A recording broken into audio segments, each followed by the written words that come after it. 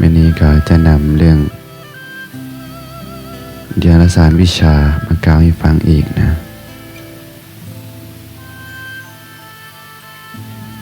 เดียรสารวิชาจะมีอยู่สองอย่างนะจะมีการทำแล้วก็จะมีการเว้านะทางการเฮ็ดก็เอิ้นว่าทำเดียรสารวิชาทางการเว้าก็เอิ้นว่าเดียรสารคาถาการเว้าเดียรสารแล้วก็เดียรสารวิชานี่เรียกว่าเดียรสารนะวิชาเหล่านี้พระเจ้าเพิ่นบอกไว้ว่าเป็นการเฮ็ดเป็นการเว้านะเป็นการเฮ็ดและก็เป็นการเว้านะที่บอกประกอบด้วยประโยชน์นะบ่เป็นเบื้องต้นของพรหมจรรย์บ่เป็นไปเพื่อความเบื่อหน่ายนะพอเป็นไปเพื่อความคลายกำหนัดบ่เป็นไปเพื่อความดับบ่เป็นไปเพื่อความสงบบ่เป็นไปเพื่อความรู้ยิ่งนะบ่เป็นไปเพื่อความพร้อมแล้วก็บ่เป็นไปเพื่อนิพพานอันนี้เอิ้นว่าเดียรสารวิชามันบ่เป็นไปเพื่อนิพพานนะ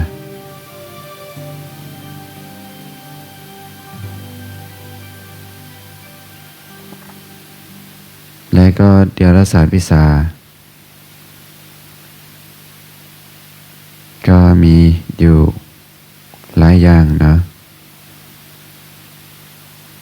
เราก็เรามาฟังกันเบิ่ง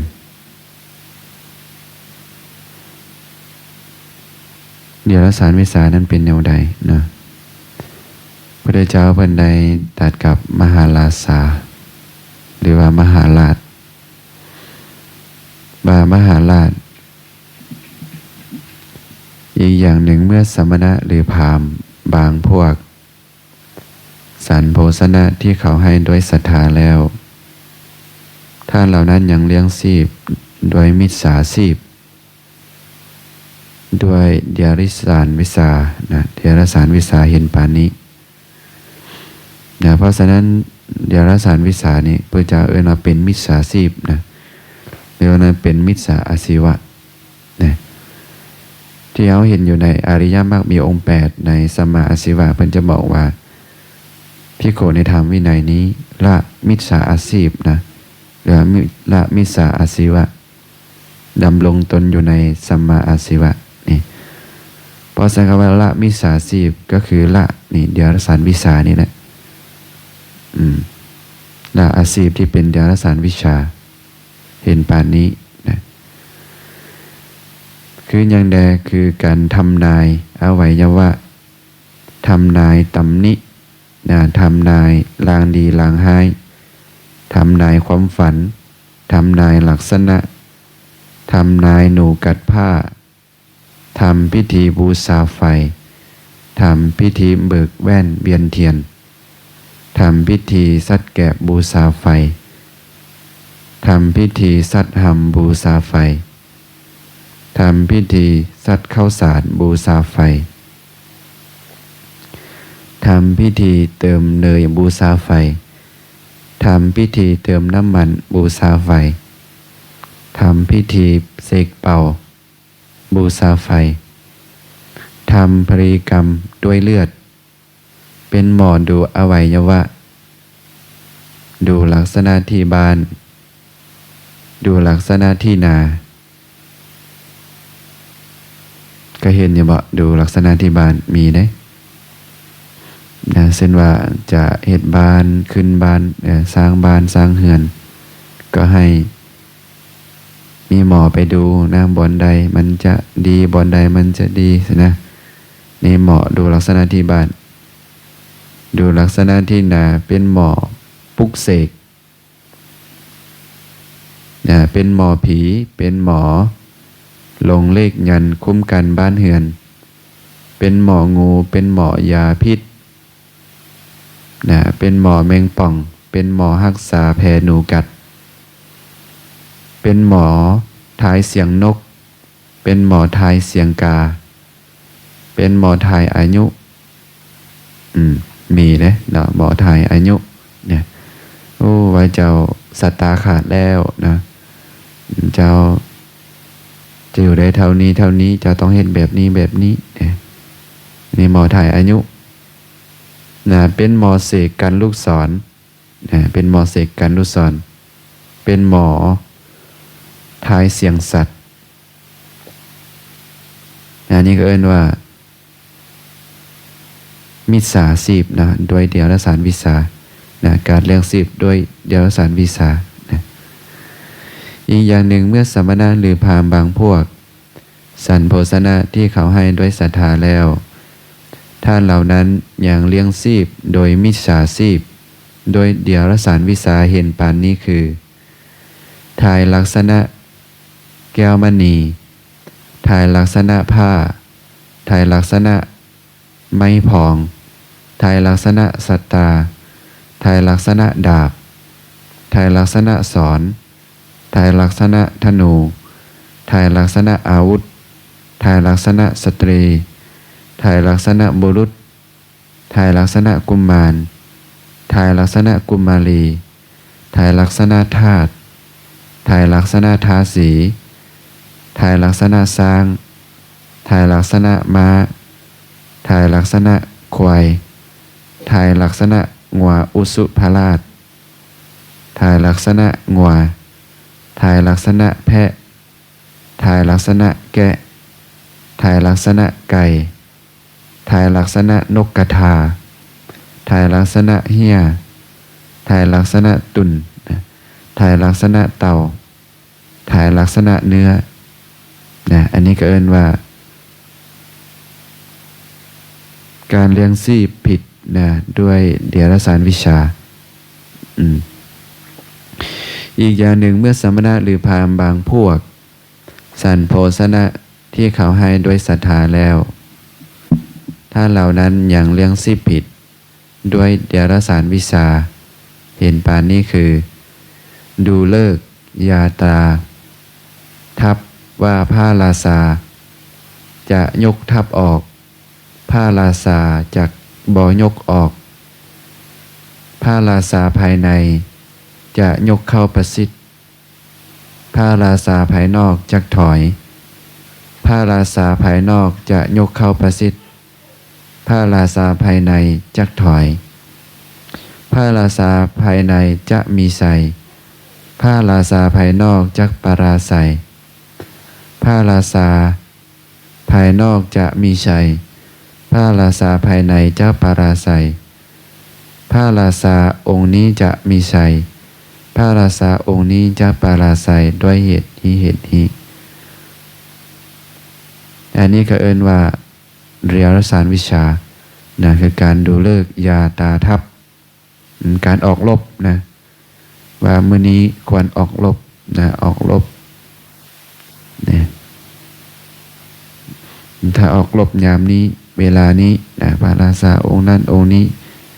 นะจะมีใส่จะปาราไซนะอีกอย่างหนึ่งเมื่อสมณะหรือพราหมณ์บางพวกสันโภชนะที่เขาให้ด้วยศรัทธาแล้วท่านเหล่านั้นอย่างเลี้ยงชีพผิดโดยเดียรสารวิสาเห็นปานนี้คือทำนายว่าจะมีจันทคาตจันทคาตนี่คืออย่างกบกินเดือนบ่นะจันทคาตจะมีสุริยคาตจะมีนักสัตคาตนะดวงจันทร์ดวงอาทิตย์จะโคจรถูกทาง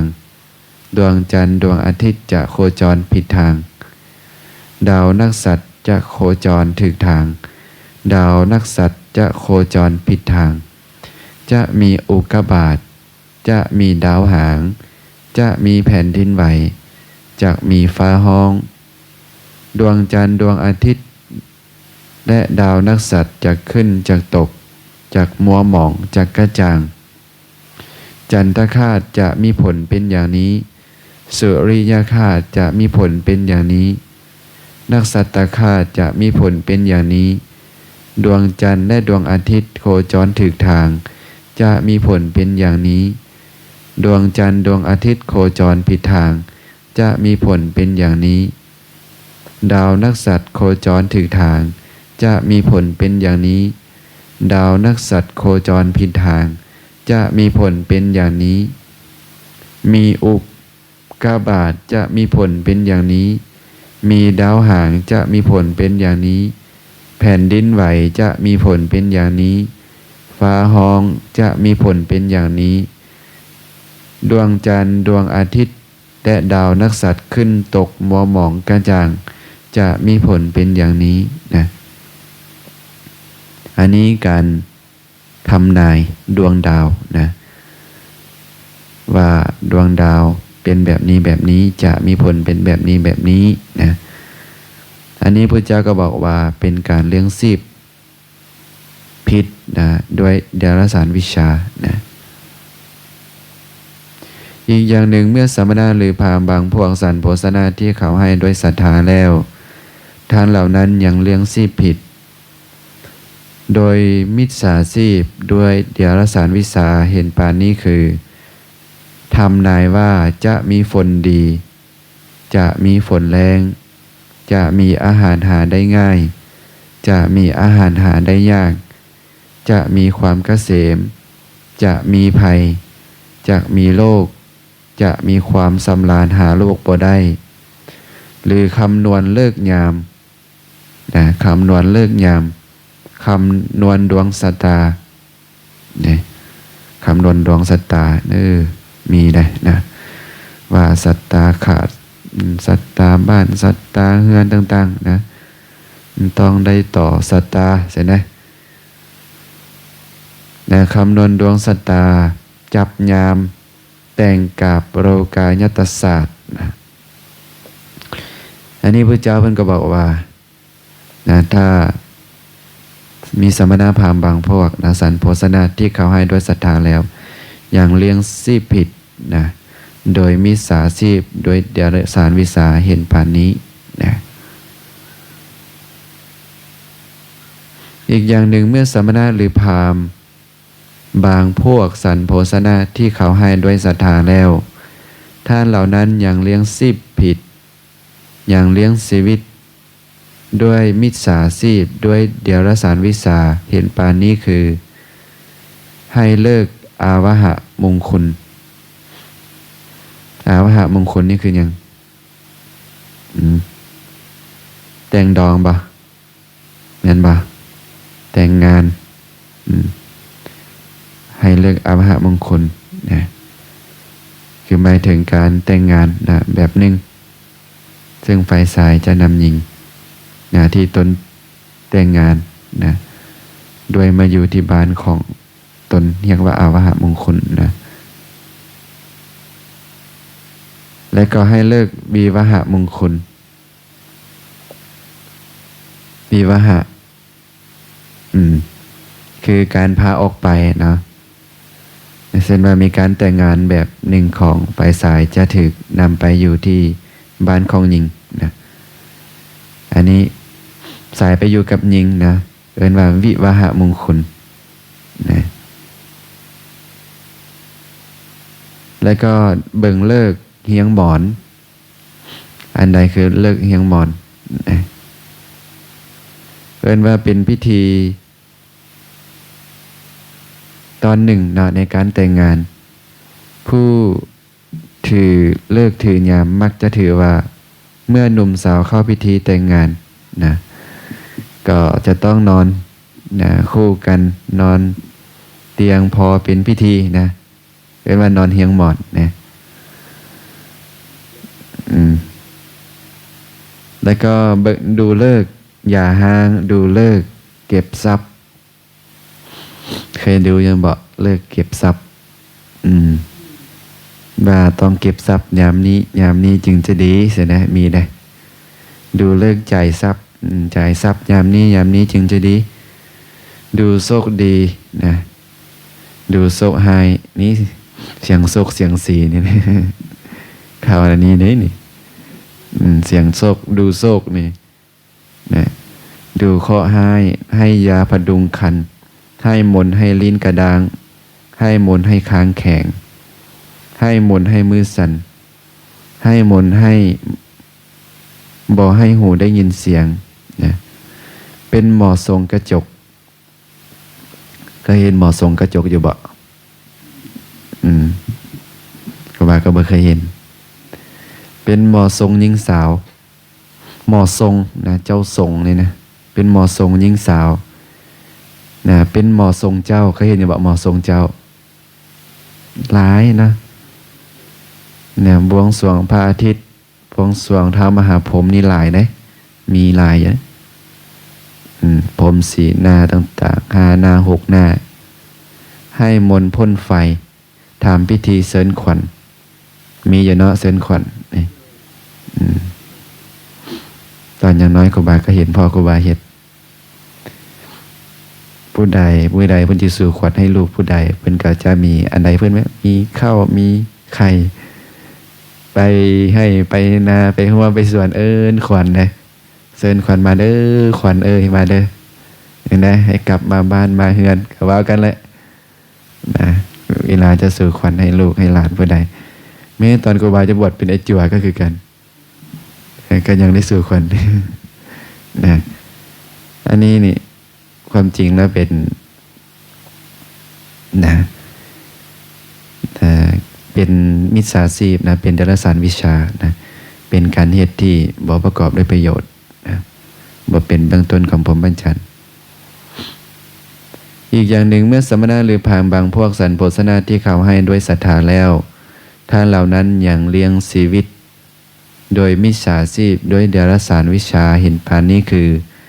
ทำพิธีบนบานทำพิธีแก้บนนะบนบานภาษาบ้านขวาว่าบะนะไปบะไปบนนะครูบาบวชกันย้อนได้บะได้นี่นะพ่อแม่บะไว้แต่น้อยนะบะไว้แต่น้อยถ้ามันบะแบบนี้กับใครเนี่ยอีกบางอย่างนี่ติบะแล้วต้องฆ่าสัตว์เป็นปะต้องหัวหมูต้องหัวหมูร้อยหัวต้องหัวงัวหัวควายต้องต่างๆสินะอันนี้อันตรายนะเช่นว่าไปบะนะพ่อแม่ครูบาก็เอาไปบะเพิ่นเว้าให้ฟังมันจะมีลูกบางคนเพิ่นบอกว่าเกิดมาแล้วมีอันใดห้อยคอประมาณนั้นจื่อบ่ฮู้เพิ่นเป็นหยังสายแห่สายต่างๆอย่างนั้นนะแล้วก็หมายถึงบุคคลที่สิได้บวชเพิ่นว่าเนี่ยก็เอาไปบะไว้กับพระเจ้าพระพุทธเจ้านะพระพุทธรูปว่าถ้าลูกคนนี้อยู่ดีมีแฮงใหญ่ขึ้นใหญ่กล้าหน้าบานขึ้นมาแล้วสิให้บวชบะให้นะก็เลยได้บวชนะบวชนึกว่าสิบวช7 มื้อนะก็บวชมาจากปีแล้วนะเพราะฉะนั้นทำพิธีบนบานทำพิธีแก้บนแต่บางอย่างเนี่ยมันอันตรายได้ทำพิธีแบบนี้นะแก้โดยอันตรายนะให้มนต์ขับผีสอนมนต์ป้องกันบ้านเฮือนใช่ไหมทำกระเทยให้กลับเป็นชายทำสายให้กลับเป็นกระเทยนะทำพิธีปลุกเฮือนมีนะทำพิธีปลุกเฮือนมีได้พระหากระดีที่ขึ้นเฮือนว่ามันจะขึ้นเฮือนเวลาจะตั้งเสาตั้งต่างๆมันมีนะทำพิธีกันนะเขาเอิ้นว่าสูดถอดนะสูดถอดสูดถอนนะมีนะทำพิธีปลุกเฮือนทำพิธีบวงสรวงพื้นที่นี่ก็มีคือกันนะเป่าน้ำมนต์นะพ่นน้ำมนต์ลดน้ำมนต์นะอันนี้ยิ่งหลายนะอันนี้ยิ่งหลายทำพิธีบูชาไฟปรุงยาสำลอกหรือว่าสำละนะปรุงยาถ่ายปรุงยาแก้ลมตีขึ้นเบื้องถึงปรุงยาแก้ลมตีขึ้นเบื้องลุ่มปรุงยาแก้เจ็บหัวนะห่มน้ำมันหยอดหูปรุงยาตาปรุงยานัดปรุงยาทาให้กัดปรุงยาทาให้สมานป้ายยาตาทำการผ่าตัดรักษาเด็กใส่ยาสะแผลนะ นี่พระเจ้าว่ามีสมณพราหมณ์นะบางพวกสรรโภชนะที่เขาให้ด้วยศรัทธาแล้วท่านเหล่านั้นยังเลี้ยงชีพผิดด้วยมิจฉาชีพด้วยเทรสารวิสาเห็นปานนี้นะคือทำพิธีบนบานทั้งหลายนะเป็นต้นอันนี้พระเจ้าเอิ้นว่าเดรัจฉานวิชานะเดรัจฉานวิชานี่พระพุทธเจ้าเฮาบ่ได้เคยเฮ็ดนะอย่าไปคิดว่าพระเจ้าเฮาเคยเฮ็ดนะบางคนบอกว่าพระพุทธเจ้าเฮาเป็นผู้พาเฮ็ดนะความจริงผิดนะพระเจ้าเฮาบ่เคยนะพระพุทธเจ้าเพิ่นบอกว่าถ้าจะกล่าวสอนกล่าวสรรเสริญพระพุทธเจ้านี่ให้กล่าวสรรเสริญพระพุทธเจ้าบ่เคยเฮ็ดสิ่งเหล่านี้นะแต่ที่พระเจ้าเพิ่นตรัสไว้ในพระไตรปิฎกเล่มที่9หน้าที่11ข้อที่19หน้าที่19ว่าอีกอย่างหนึ่งภิกษุทั้งหลายอีกอย่างหนึ่งเมื่อสมณะหรือพราหมณ์บางพวกสรรโภชนะที่เขาให้ด้วยศรัทธาแล้วท่านเหล่านั้นยังเลี้ยงชีพผิดโดยมิจฉาชีพด้วยเดรัจฉานเห็นปานนี้คือทำนายต่างๆนี่นะจงให้รู้ว่านะส่วนพระสมณโคดมนี่เว้นขาดจากการเลี้ยงชีพโดยมิจฉาชีพด้วยเดรัจฉานเห็นปานนี้เสียแล้วเมื่อปุถุชนจะกล่าวสรรเสริญตถาคตจงกล่าวสรรเสริญอย่างนี้นะพระตถาคตเว้นจากสิ่งเหล่านี้นะเว้นจากการทำนายทั้งหลายการทำนายอวัยวะทำนายตำหนิลางดีลางให้ทำนายลักษณะทำนายหนูกัดพระบิสีบูชาฝ่ายทั้งหลายเหล่านี้พระเจ้าเว้นหมดนะบ่เป็นหมอทำนายจังอย่างบ่เป็นหมอเลขยันคุ้มกันบ้านเฮืองทั้งหลายนะแต่ก็พระเจ้าว่ามีสมณะอีกอย่างหนึ่งเมื่อสมณะหรือพราหมณ์บางพวกสรรโภชนะที่เขาให้ด้วยศรัทธาแล้วถ้าเหล่านั้นยังเลี้ยงชีพผิดโดยเดรัจฉานวิชาคือทำนายลักษณะทั้งหลายนะทำนายลักษณะแก้วมณีทำนายลักษณะผ้าทำนายอาวุธสัตตาทั้งหลายทำนายงัวควายนะทำนายสัตว์ทั้งหลาย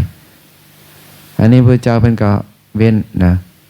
จะมาส่วนพระสมณโคดม เว้นขาดจากการเลี้ยงชีพโดยมิจฉาชีพเห็นปานนี้เสียแล้วนะเมื่อปุถุชนจะกล่าวสรรเสริญตถาคตจงกล่าวสรรเสริญอย่างนี้นะว่าตถาคตบ่เฮ็ดสิ่งเหล่านี้อีกอย่างหนึ่งเมื่อสมณะหรือพราหมณ์บางพวกสรรโภชนะที่เขาให้ด้วยศรัทธาแล้วท่านเหล่านั้นยังเลี้ยงชีพโดยมิจฉาชีพด้วยเดรัจฉานวิสาเห็นปานนี้คือดูเลิกนะดูเลิกยาตราทัพเบาเรื่องการออกรบทั้งหลายนะให้แก่พระราชานะส่วนพระสมณโคดมนี่เว้นขาดจากการเลี้ยงชีพโดยมิจฉาชีพด้วยเดรัจฉานวิสาเห็นปานนั้นเสียแล้วนะเมื่อปุถุชนจะกล่าวสรรเสริญตถาคตจงกล่าวสรรเสริญอย่างนี้เนี่ยพระเจ้าบ่ได้เป็นหมอดูเลิกให้แก่นะพระราชาแล้วเนาะเอาเรื่องการออกรบการสู้รบทั้งหลายว่ายามนั้นยามนี้นี่พระเจ้าเพิ่นก็เว้นเสียแล้วสิ่งเหล่านี้เมื่อจะสรรเสริญตถาคตจงกล่าวสรรเสริญอย่างนี้อีกอย่างหนึ่งเมื่อสมณะหรือพราหมณ์บางพวกสรรโภชนะที่เขาให้ด้วยศรัทธาแล้วถ้าเหล่านั้นยังเลี้ยงชีพผิดโดยมิจฉาชีพด้วยเดรัจฉานวิชาด้วยเดรัจฉานวิชาเห็นปานนี้คือทำนายว่าจะมีจันทคราสนะทั้งหลายเอาเรื่องการทำนายดวงดาวดวงอาทิตย์ทั้งหลายนะส่วนพระสมณโคดมเว้นขาดจากการเลี้ยงชีพโดยมิจฉาชีพโดยเดรัจฉานวิชาเห็นปานนั้นเสียแล้วเมื่อปุถุชนจะกล่าวสรรเสริญตถาคตจงกล่าวสรรเสริญอย่างนี้นะพระเจ้าเป็นบ่ได้ทำนายนะบ่ได้ทำนายดวงดาวดวงอาทิตย์อย่างใดนะอีกอย่างหนึ่งเมื่อสมณะหรือพราหมณ์บางพวกสรรโภชนะที่เขาให้โดยศรัทธาแล้วท่านเหล่านั้นยังเลี้ยงชีพโดยมิจฉาชีพด้วยเดรัจฉานวิสาเห็นปานนี้คือทำนายว่าจะมีฝนดีฝนแล้งนี่ทำนายฝนฟ้าอากาศทั้งหลายนี่นะส่วนพระสมณโคดมเว้นขาดจากการเลี้ยงชีพโดยมิจฉาชีพ ด้วยเดียรสารวิสาเห็นปานนั้นเสียแล้วเมื่อปุถุชนจะกล่าวสรรเสริญตถาคตจงกล่าวสรรเสริญอย่างนี้นะพุทธเจ้าเพิ่นบอกทำนายฝนฟ้าอากาศนะบ่ได้ทำนายเรื่องอาหารทั้งหลายบ่ได้คำนวณเลิกยามดวงชะตานะบ่ได้จับยามบ่ได้แต่งกาบโลกายตศาสตร์ทั้งหลายพุทธเจ้าเพิ่นเว้นขาดจากสิ่งเหล่านี้นะอีกอย่างหนึ่งเมื่อสมณะหรือพราหมณ์สรรโภชนาที่เขาให้โดยศรัทธาแล้วท่านเหล่านั้นยังเลี้ยงชีพโดยมิจฉาชีพด้วยเดียรสารวิชาเห็นปานนี้นะคือให้เลิกนะวิวาหะมงคลอาวาหะมงคลนะดูเลิกเฮียงหมอดดูเลิกยาหางสินะพระพุทธเจ้าเฮาก็เว้นแล้วเนาะจากสิ่งเหล่านี้แต่ส่วนพระสมณโคดมเว้นขาดจากการเลี้ยงชีพโดยมิจฉาชีพด้วยเดียรสารวิสาเห็นปานนี้เสียแล้ว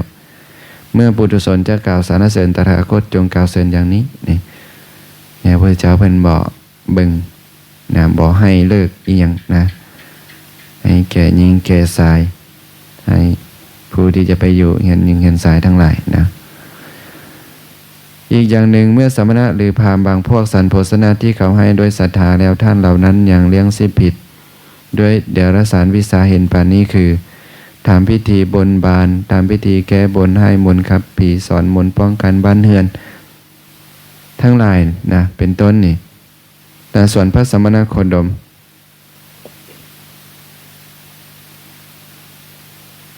เบ้นนะ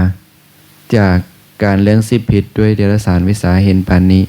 เสียแล้วนะเมื่อปุถุชนจะกล่าวสรรเสริญตถาคตจงกล่าวเสริญอย่างนี้นี่ทำพิธีเหล่านี้พระเจ้าเพิ่นก็บ่เฮ็ดเนาะทำพิธีบนบานแก้บะแก้บนให้มนต์ครับผีสอนมนต์ป้องกันบ้านเฮือนนี่พ่นน้ำมนต์ลดน้ำมนต์ทั้งหลายพระเจ้ามันบ่เฮ็ดไหนอย่าไปตู่หาพระเจ้าว่าพระเจ้าเคยเฮ็ดพระเจ้าบ่ได้เคยเฮ็ดนะพ่นน้ำมนต์ลดน้ำมนต์นะทำพิธีบูชาไฟทั้งหลายนี่พระเจ้าเพิ่นเว้น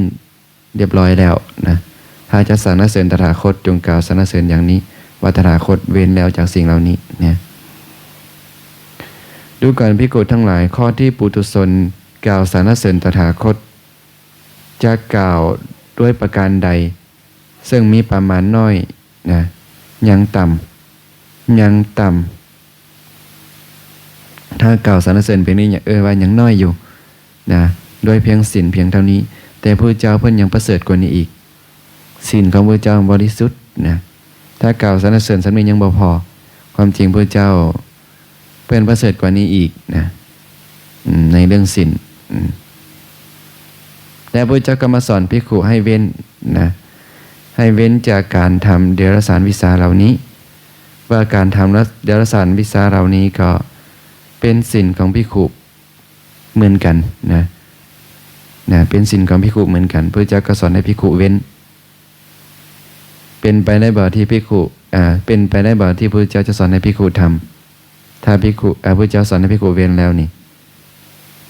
เป็นไปบ่ได้นะ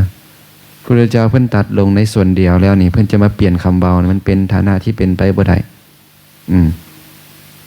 พระเจ้าเพิ่นบอกว่านับตั้งแต่ราตรีที่ตถาคตได้ตรัสรู้อนุตตรสัมมาสัมโพธิญาณนะจนกระทั่งถึงราตรีที่ตถาคตปรินิพพานด้วยอานุปาทิเสสานิพพานธาตุตลอดเวลาระหว่างนั้นตถาคตได้กล่าวสอนนี่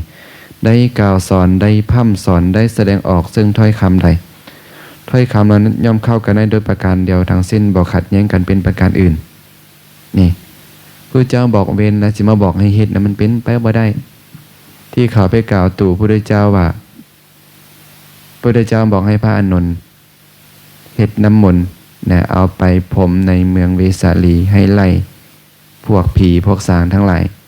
นี่เป็นการกล่าวตู่พระเจ้าโดยสิ้นเชิงเนี่ยพระเจ้าไม่เคยสอนนะแล้วอยู่ในที่เจ้าแต่งก็บอกว่านะพระโบราณอาจารย์ยังไม่ให้พระโบราณอาจารย์รจนาไว้ว่านะพระเจ้าเฮ็ดแบบนี้ให้พระอานนท์เฮ็ดแบบนี้ผิดเนี่ยพระเจ้าบ่ได้เฮ็ดแต่งขึ้นเติมใส่พระเจ้าในอันตรายได้นะ นี่พระพุทธเจ้าสอนให้ภิกขุเว้นจากเดรัจฉานวิสาเหล่านี้ตามพระพุทธเจ้าพระเจ้าพาเฮ็ดอย่างใดก็พระเจ้าพาเว้นแบบใดก็พาเว้นนะเพราะสิ่งเหล่านี้เป็นมิจฉาชีพนะเป็นการเลี้ยงชีพผิดแต่ก็บอกว่าสิ่งเหล่านี้เป็นศีลของพระเจ้าเหมือนกันนะ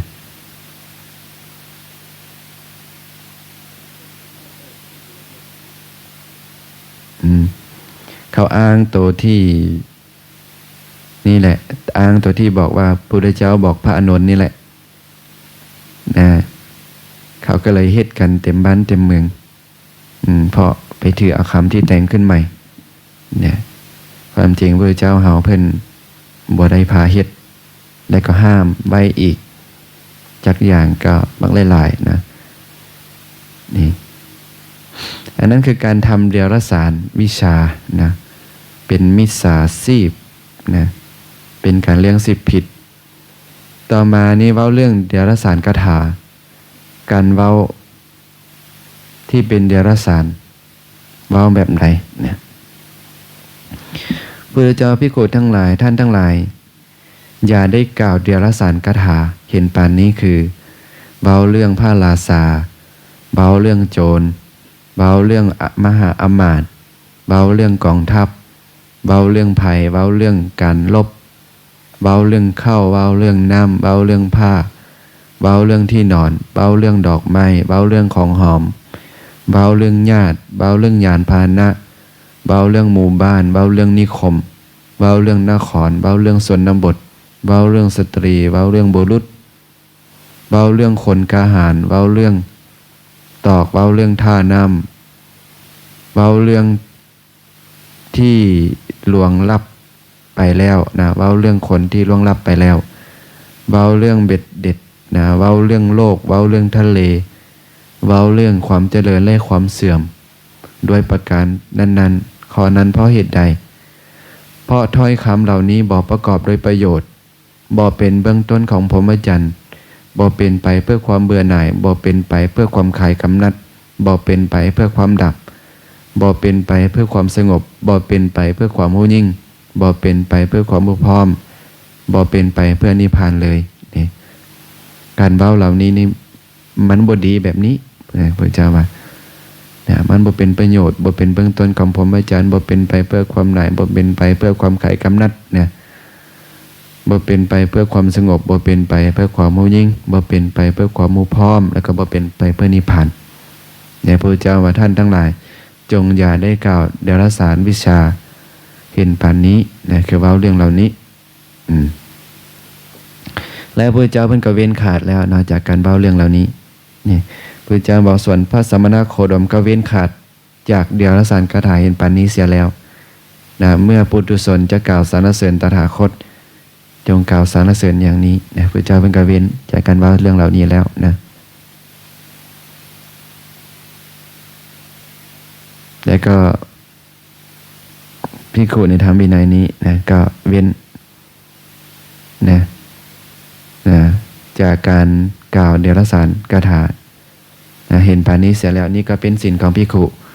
นะประการหนึ่งเหมือนกันนะ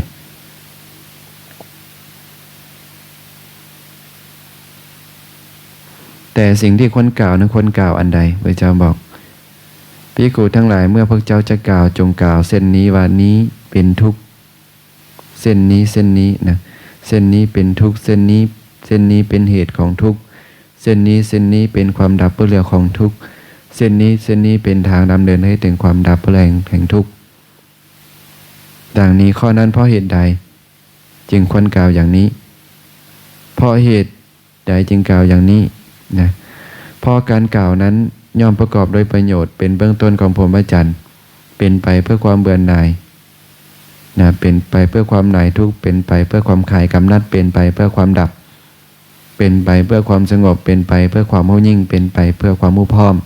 เป็นไปเพื่อนิพพานนะ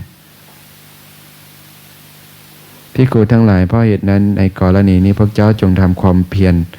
เพื่อให้รู้ตามเป็นจริงว่านี้เป็นทุกข์นี้เป็นเหตุให้เกิดทุกข์นี้เป็นความดับเรื่องของทุกข์นี้เป็นทางดำเนินให้ถึงความดับเรื่องแห่งทุกข์ดังนี้เถิดในการเดรัจฉานวิชานี่ บ่แม่นอิทธิฤทธิปาฏิหาริย์อีหยังใดนะอย่าไปเข้าใจว่าเดรัจฉานวิสานี่เป็นอิทธิฤทธิ์เป็นฤทธิ์เป็นเดชทั้งหลายนะบ่แม่นนะเช่นว่ามีมนต์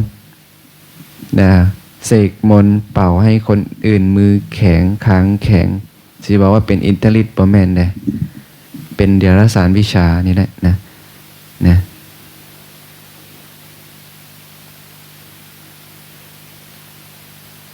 บางคนว่าโอ้บุคคลนี้มีฤทธิ์ความจริงมันเป็นเดรัจฉานแท้ๆนะเป็นวิสารของเดรัจฉานนะขับมนต์กันผีทั้งหลายนี่นะไล่ผีไล่สางนะครับมนต์ทั้งหลายนี่นะบ่ได้มีฤทธิ์ฤทธิ์เดชอย่างใดนะเป็นเดรัจฉานวิชาเดรัจฉานวิชานะเหล่านั้นในปาฏิหาริย์ของพระพุทธเจ้ามีอยู่3อย่างนะคือมีอย่างใดปาฏิหาริย์ของพระพุทธเจ้ามีอิทธิปาฏิหาริย์แม่นบ่แล้วก็อเทศนาปาฏิหาริย์แล้วก็อนุสาสนีปาฏิหาริย์อันนี้ปาฏิหาริย์ของพระพุทธเจ้ามีอยู่3อย่างนะอิทธิปาฏิหาริย์นี่คืออย่างคือสามารถนะมีอิทธิฤทธิ์ได้นะมีอย่างต่างๆนะคืออย่างใดผู้เดียวแปลงเป็นหลายคนก็ได้หลายคนแปลงเป็นคนเดียวก็ได้นี่ทำที่กำบังให้เป็นที่แจ้งก็ได้ทำที่แจ้งให้เป็นที่กำบังก็ได้ไปบ่ได้ขัดข้องนะผ่านทะลุฝ่ากำแพงทะลุภูเขาไปในอากาศว่างๆผุดขึ้นและดำลงในแผ่นดินนะได้เหมือนในน้ำเดินไปถึงน้ำเหมือนเดินในเทิงแผ่นดินก็ได้ไปในอากาศเหมือนนกมีปีกนะทั้งที่ยังนั่งสมาธิคู่บัลลังก์นะรูปคำดวงจันทร์ดวงอาทิตย์ซึ่งมีฤทธิ์อานุภาพหลายด้วยฝ่ามือและก็แสดงอำนาจทางกายไปถึงพรหมโลกก็ได้อันนี้เอิ้นว่าอิทธิปาฏิหาริย์คือสามารถมีฤทธิ์นะแปลงกายเป็นสิ่งต่างๆได้นะมีคือกันได้อันนี้แต่ฤทธิ์เหล่านี้จะได้จากสมาธินะได้จากสมาธิ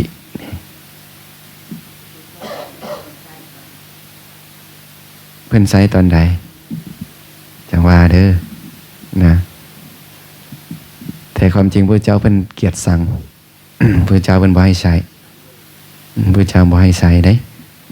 นะเดี๋ยวฟังไปแล้วเพิ่นจะบอกว่าเพิ่นเกียรติสั่งขนาดใดพราหมณ์นี่แหละอิทธิปาฏิหาริย์นะอาเทศนาปาฏิหาริย์นั้นเป็นอะไรคือคนบางคนในโลกนี้อาศัยนิมิตย่อมทายใจคนอื่นนะทายใจคนอื่นแล้วว่าหู้ใจคนอื่นนะภาษาว่าใจของท่านอย่างเป็นอย่างนี้ใจของท่านเป็นไปโดยอาการอย่างนี้ความคิดของท่านเป็นแนวนี้หู้ความคิดของคนอื่นถึงแม้ว่าเขาทายหลายไปเท่าใดก็ถึกหมดบ่ผิดเลยบางคนฟังเสียงของบุรุษของมนุษย์หรือมนุษย์หรือเทวดาแล้วทายใจได้ว่าคนทายใจคนว่าใจของท่านเป็นอย่างนี้ใจของท่านเป็นไปโดยอาการอย่างนี้ความคิดของท่านเป็นอย่างนี้ถึงแม้ว่าเขาทายใจได้หลายเท่าใดก็ถึงหมดบ่ผิดเลยบางคนฟังเสียงแห่งวิตกวิจารณ์ของบุคคลที่กำลังวิตกวิจารณ์อยู่แล้วทายใจคนว่าใจของท่านเป็นอย่างนี้ใจของท่านเป็นไปโดยอาการอย่างนี้ความคิดของท่านเป็นอย่างนี้ถึงแม้ว่าข่าวทายใจได้หลายเท่าใดก็ถึกหมดบ่ผิดเลยบางคนกำหนดใจของผู้เข้าสมาธิอันบ่มีวิตกวิจารณ์ด้วยใจของตนแล้วอยู่ว่ามโนสังขารของท่านผู้นี้เป็นเช่นใดโดยลำดับแห่งจิตนี้จะเกิดวิตกซื่อนั้นดังนี้ข่าวทายใจได้หลายเท่าใดก็ถึกหมดบ่ผิดเลยนะสามารถทายใจคนอื่นได้ถึกหมดนะคนอื่นคิดคนอื่นต่างๆเฮ็ดจังใดฮู้หมดความคิดอันนี้เอิ้นว่าอาเทศนาปาฏิหาริย์ฮู้ความคิดของคนอื่นภาษาบ้านเฮานะคนอื่นคิดแบบนี้ นะวิตกแบบนี้นะจะเว้าออกมาอันนี้ฮู้หมดนะถ้าสิเว้าแบบนี้ออกมาจังนะฮู้แล้วนะอันนี้ก็เอิ้นว่าอาเทศนาปาฏิหาริย์อันนี้ก็มีเหมือนกันนะนี่เอิ้นว่าอาเทศนาปาฏิหาริย์บ่แม่นคิดตัวได้นะแต่ปัจจุบันนี้คิดตัวกันหลายกว่านะคิดตัวนะค่อยฝันว่าเจ้าสิมาในฝันเอาซื่อๆนะความจริงผู้นี้บ่จำเป็นต้องฝันนะฮู้ได้นะบางคนฝันว่าเจ้ามาแม่นแท้ซะนะก็คิดตัวเข้าไปอีกนะ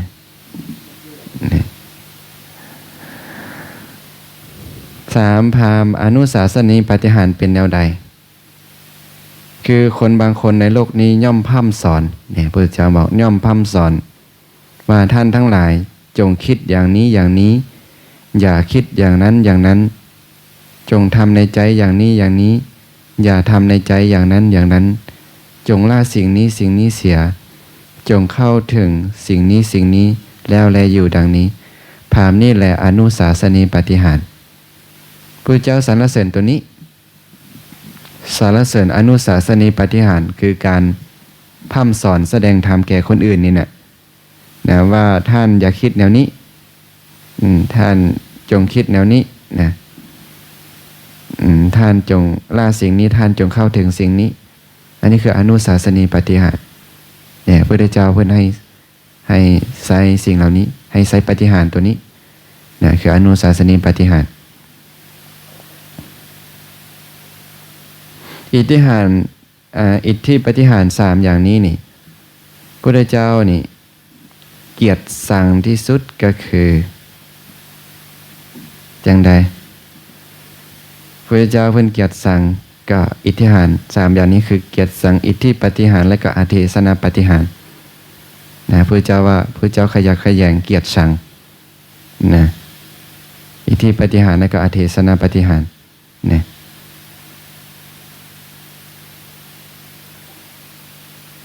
เพราะอย่างพระพุทธเจ้าบอกเพราะมีมนต์พวกหนึ่งก็สามารถเฮ็ดได้คือกันนะก็สามารถเฮ็ดได้คือกันคือพระเจ้าบอกว่านี่สนบุคคลแสดงแปลงห้างทั้งหลายใดนี่นะเป็นต่างๆใดนี่นะมันจะมีมนต์ก็จะพระเจ้าว่ามันจะมีมนต์อย่างหนึ่งนะที่บอกเล่านะเก่าแก่ของคนพวกหนึ่งนะเป็นวิชาพวกหนึ่งชื่อว่าเป็นวิชาคันธลีนะวิชาคันธลีนี่เป็นชื่อมนต์นะซึ่งฤาษีนามว่าคันธละเป็นผู้รจนาเป็นผู้แต่งขึ้นมาเนี่ยก็สามารถจมมนต์พวกนี้และสามารถเฮ็ดให้มีอิทธิมีฤทธิ์ได้ได้เหมือนกันนะพระเจ้าว่าวิชานั้นนี่ถ้าภิกขุไปแสดงภิกขุไปแสดงฤทธิ์ให้แก่คนอื่นเบิ่งเขาก็จะบอกโอ้ยบ่น่าเลื่อมใสเพราะวิชาเหล่านั้นมันก็มีบ่น่าแปลกกันปะนี่คนเขาก็จะบ่ศรัทธาบ่เลื่อมใสบ่น่าสัจจันหยังนี่แล้วก็เมื่อบุคคลบ่เชื่อบ่เลื่อมใสก็ย่อมกล่าวตอบผู้เชื่อผู้เลื่อมใสอย่างนั้นว่าอย่างนั้นนะบ่แม่นบ่นะนี่พระเจ้าบอกว่าพระเจ้าจึงอึดอัดนะเกียรติสั่งนะอิทธิปาฏิหาริย์นะแล้วก็อาเทศนาปาฏิหาริย์ก็มีวิชาอีกอย่างหนึ่งก็เหมือนกันนะวิชาทายจิตนะวิชาทายจิตนะมีวิชาอีกอย่างหนึ่งนะชื่อว่าวิชามณิกามีอยู่นะเอิ้นว่าการกล่าวทายใจนะกับวิชานั้นกับบ่แม่นปาฏิหาริย์อีหยังมันก็มีอยู่นะวิชาทายใจวิชามณิกานะเพราะฉะนั้นการทายใจคนอื่นได้ก็บ่ได้ไม่เรื่องแปลกนะพระเจ้าจึงอึดอัดเกียรติสั่งอาเทศนาปาฏิหาริย์นะแต่ แต่พระพุทธเจ้าภิกขุในธรรมนี้ย่อมพร่ำสอนว่าจงตึกอย่างนี้อย่างนี้อย่าตึกอย่างนั้นอย่างนั้นจงทำในใจอย่างนี้อย่างนี้อย่าทำในใจอย่างนั้นอย่างนั้นจงละสิ่งนี้สิ่งนี้เสียจงเข้าถึงสิ่งนี้สิ่งนี้แล้วแลอยู่ดังนี้อันนี้พระเจ้าเรียกว่าอนุสาสนีปาฏิหาริย์นะอันนี้พระพุทธเจ้าเพิ่นก็ได้ใช้ตัวนี้ในการสอนคนนะในการสอนคนนี่เมื่อบุคคลฟังธรรมะเหล่านี้แล้วก็บางคนก็ออกบวชนะออกบวชละโภคทรัพย์น้อยใหญ่ละวงญาติปงผมเล่นหนวดออกจากเฮือนบ่เกี่ยวข้องด้วยเฮือนนี่เข้าบวชแล้วก็เป็นผู้รักษาศีลสถานปฏิบัตินะก็จนบรรลุได้สินะอันนี้พระเจ้าเห็นว่าอนุสาสนีปาฏิหาริย์นะเพื่อให้คนสิ้นอาสวะกิเลสได้นะแต่แสดงฤทธิ์ให้คนอื่นเบิ่งหรือหู้ใจคนอื่นบ่สามารถให้คนอื่นหมดกิเลสได้เลยนะแต่การเทศน์การสอนธรรมะนี่ให้คนเฮ็ดคนปฏิบัติตามอันนี้เฮ็ดให้หมดกิเลสได้นะเช่นมาสอนให้คนมีศีลนะสอนให้คนสังรวมอินทรีย์ใช่นะสอนให้คนมีสติสัมปชัญญะสอนให้มีความสันโดษนะสิ่งเหล่านี้นะจึงจะเฮ็ดให้คนนั้นหมดกิเลสได้นะเพราะฉะนั้นนี่เดรัจฉานวิสาเหล่านั้นนี่บ่แม่นอิทธิฤทธิปาฏิหาริย์อย่างนะแต่อิทธิฤทธิปาฏิหาริย์ของพระเจ้าเป็นแบบนี้นะ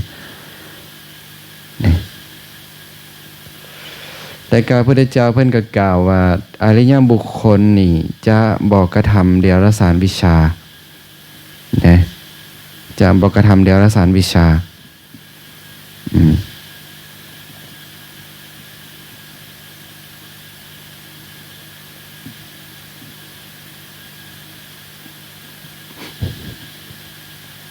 พระพุทธเจ้าเพิ่นบอกว่า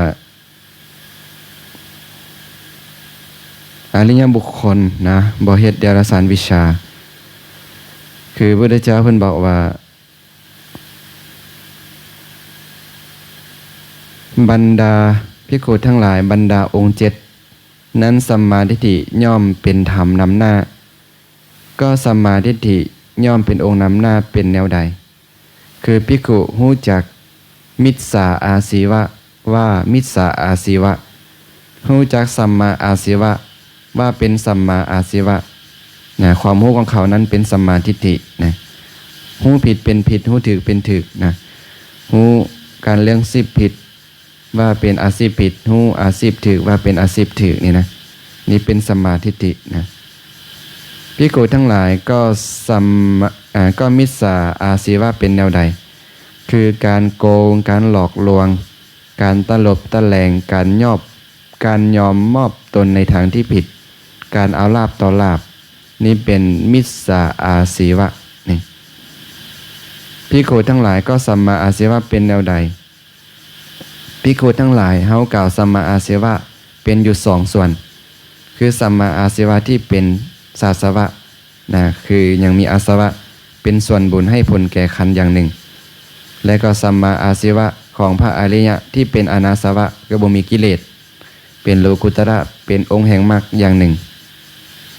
ภิกขุทั้งหลายก็สัมมาอาชีวะที่ยังเป็นศาสวะหรือว่ายังมีอาสวะกิเลสเป็นส่วนของบุญให้ผลแก่ขันธ์เป็นแนวใดคืออริยสาวกในธรรมวินัยนี้ย่อมละมิจฉาอาชีวะและก็เลี้ยงชีพด้วยสัมมาอาชีวะนะภิกขุทั้งหลายนี้สัมมาอาชีวะยังเป็นศาสวะเป็นส่วนแห่งบุญให้ผลแก่ขันธ์ภิกขุทั้งหลายก็สัมมาอาชีวะของพระอริยะเป็นอนาสวะบ่มีกิเลสเป็นโลกุตระเป็นองค์แห่งมรรคเป็นแนวใดภิกขุทั้งหลายความงดความเว้นเจตนาเว้นเนี่ยมันมีแบบนี้อีกนะความงดและก็ความเว้นเจตนาเว้น จากมิจฉาอาชีวะของภิกขุ